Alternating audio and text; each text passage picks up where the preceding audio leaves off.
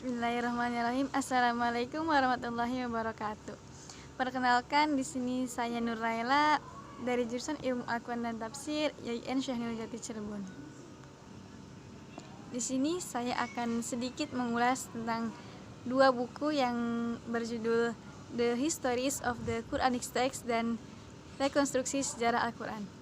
Mungkin tidak banyak yang akan saya bahas karena saya juga baru baca beberapa halaman. Nah, insya Allah di konten selanjutnya akan dilanjutkan lagi tentang ulasan-ulasan yang ada di dalam buku tersebut.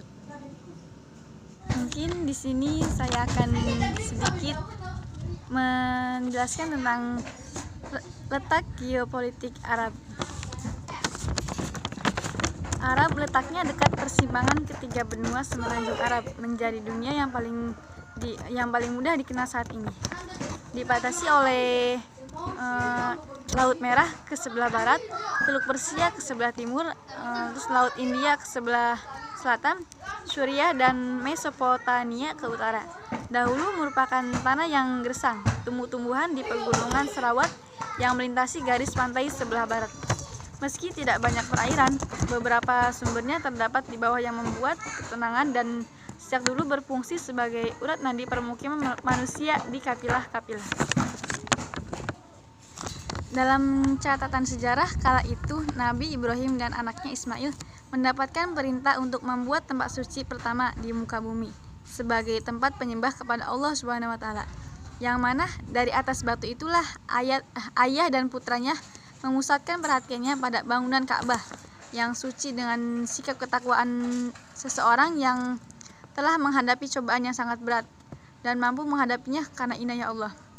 Nah, dan Ka'bah itu berpusat di kota Mekah. Mekah sebuah masyarakat kabilah. Meski disebut sebagai kota negara, Mekah tetap merupakan masyarakat kesukuan hingga akhir penaklukannya pada masa Nabi Muhammad SAW. Sistem kependudukan masyarakat dibangun menurut kabilah, di mana anak-anak dari satu suku dianggap saudara yang memiliki pertalian hubungan darah.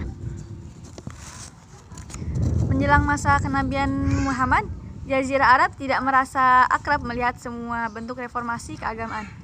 Sejak beradab-adab penyembahan patung berhala, Muhammad tetap tak terusik, baik pada masa kehadiran permukiman kaum Yahudi maupun upaya-upaya kristenisasi yang muncul dari Syria dan Mesir. Masa kenabian Muhammad kurang lebih pada tahun 571 sampai 632 Masehi. Muhammad juga merupakan putra Abdullah dan ibunya Aminah. Muhammad dilahirkan dalam keadaan serba pelik, dan ia dilahirkan dari keluarga miskin, tapi keluarga yang terpandang di kota Mekah tersebut. Muhammad merupakan manusia terpercaya dan merupakan utusan Allah dengan diberkahi sikap ideal dan benci terhadap segala jenis pemberhalaan. Muhammad tidak pernah sujud di depan patung orang Quraisy ataupun ikut serta dalam ritual kemusyrikan. Ia hanya menyembah Tuhan Yang Maha Esa. Cara berpikir yang baik, tetapi ia memiliki keadaan buta huruf. Ketika wahyu pertama turun sewaktu ia sedang menyendiri di Gua Hiro, Malaikat Jibril muncul, datang di hadapan Nabi Muhammad dan berkali-kali meminta agar Muhammad membacanya. Tapi karena Muhammad buta huruf, Muhammad hanya terdiam. Tapi saat melihat sikap dan penjelasan Muhammad bahwa ia buta huruf, Jibril tetap kekeh hingga akhirnya Muhammad dapat menirukan ayat-ayat yang dibawakan Jibril pertama kali, yaitu surat Al-Alaq ayat 1-5. Tentang diturunkannya Al-Quran juga kita bisa lihat pada soal Baqarah ayat 185. Kemudian asal-usul Al-Quran atau nama Al-Quran itu.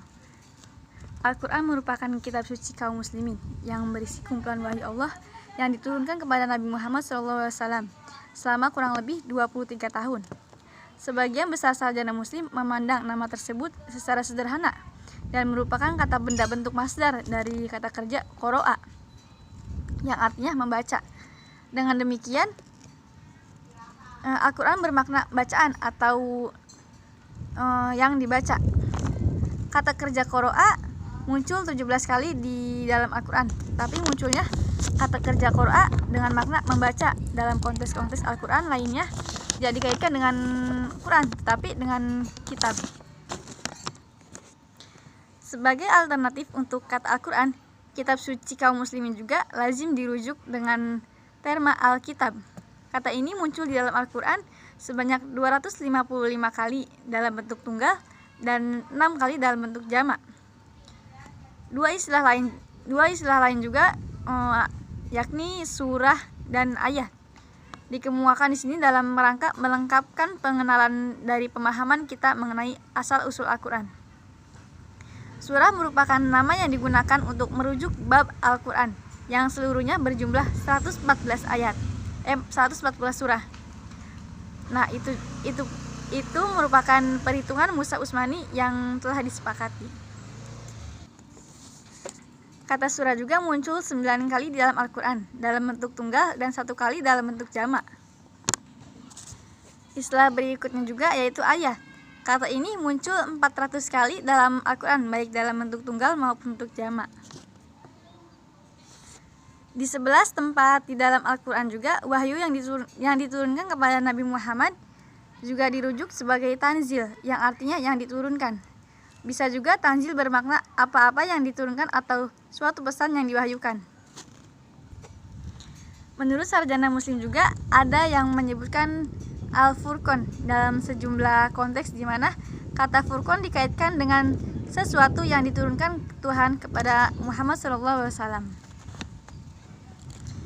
Tentang sumber-sumber Al-Quran juga, kaum muslimin pada umumnya meyakini bahwa Al-Quran bersumber dari Allah dan meyakini bahwa wahyu-wahyu ilahi itu, wahyu-wahyu Allah itu diterima oleh Muhammad SAW. Dan pengakuan Muhammad bahwa ia merupakan penerima wahyu dari Tuhan semesta alam untuk disampaikan kepada seluruh umat manusia dan mendapat tantangan keras dari orang-orang Arab yang sejaman dengannya dengan turunnya wahyu-wahyu ilahi tersebut. Al-Quran sendiri secara tegas mengemukakan bahwa ia diwahyukan secara verbal, tetapi di sisi lain ia juga menekankan kaitan intinya dengan kepribadian dalam hati dan pikiran Nabi. Dengan kata lain, kalam Allah itu atau wahyu Allah itu lahir di dalam hati dan pikiran Nabi Muhammad, tapi sumbernya dari Allah. Oleh karena itu, Fazlur Rahman menyimpulkan bahwa Al-Quran itu secara keseluruhan adalah kalam Allah dan dalam pengertian biasa juga merupakan kalam Muhammad yang datangnya dari Allah Subhanahu wa taala.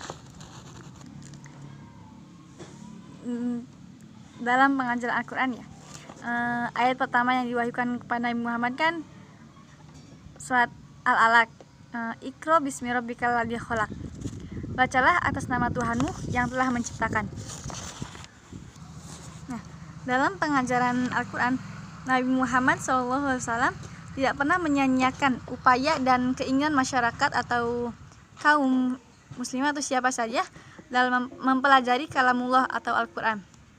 Oleh karena itu, Muhammad selalu memberikan hadiah bagi siapa saja yang belajar, mengajar, dan membaca Al-Quran. Nabi Muhammad SAW juga adalah seorang guru Al-Quran ketika itu di Mekah dan sebagai maha guru Al-Quran di Madinah.